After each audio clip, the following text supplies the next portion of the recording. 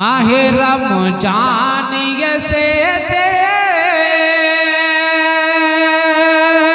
আরে পাঁচটি ফরজেরই একটি আদায় হয়েছে। মুমিন রোজার বাসিলায় জীবনের গুনাহ মুছে যায়। মাহে রমজান এসেছে, আরে পাঁচটি ফরজেরই একটি আদায় হয়েছে। মুমিন রোজার বাসিলায় জীবনের গুনাহ মুছে যায়। জোরে বলুন। এই রোজা আল্লাহ তাবারাক ওয়া তাআলা আমার নবীকে দিয়েছে, আর আমার নবী আমাদেরকে দিয়েছে। আমরা তো ডাইরেক্টলি পাইনি। কি বলছেন? উপহার আল্লাহ দিয়েছে, নবী মোর কবুল করেছে। জোরে বলুন। উপহার আল্লাহ দিয়েছে, নবী মোর কবুল করেছে। বান্দাকে সেই বন্ধু রূপে ভালোবেসেছে। নামাজ পড়ো, রোজা রাখো, ভাগ্য এসেছে। সময়টা বরকত বেসুমার, সময়টা বরকত বেসুমার।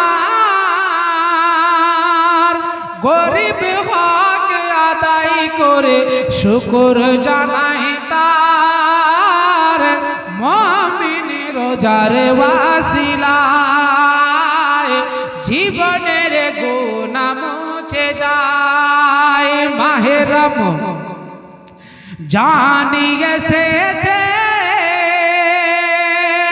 আরে পাঁচটি ফরজেরই একটি আদায় হয়েছে।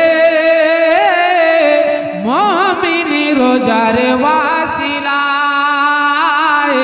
জীবনের গুনাহ মুছে যায়।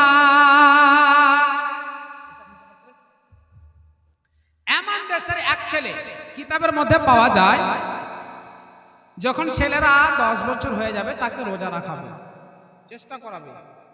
কারণ পেরে লোক যদি রোজা না রাখে তাহলে দেখা যায় লাস্টে রাখতে পারে না, মানে অভ্যাস নাই।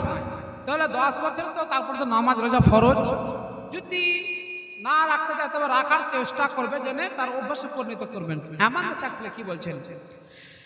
এমন দেশের একই ছেলে, সে যে মায়ের গলা ধরে বলে, মাগো তোমরা রোজা রাখো, আমি কেন রাখব না?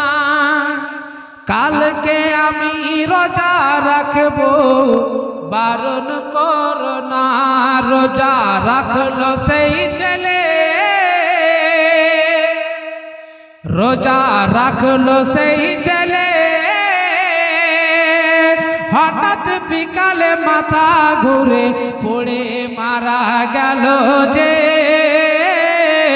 মুমিন রোজার ওয়াসিলায় আর তো নেই কোনো উপায়। ছেলেটা মারা গেল, বাঁচবে? কি বলছেন? দরওয়াজায় এলো এক ফকির, সে যেন অচেনা মুসাফির। বলে আমি রোজা আছি, ইফতার করাও না। তোমরা আমাকে নিয়ে যাচ্ছ কোথায়? মসজিদে মুয়াজ্জিনের আজান শোনা যায়, মসজিদে মুয়াজ্জিনের আজান শোনা যায়। আরে আজান শুনে মৃত্যু ছেলে জিন্দা হয়ে যায় মুমিন রোজার ওয়াসিলায় মৃত্যু ছেলে জিন্দা হয়ে যায় মাহে রমজান এসেছে আরে পাঁচটি ফরজেরই একটি আদায় হয়েছে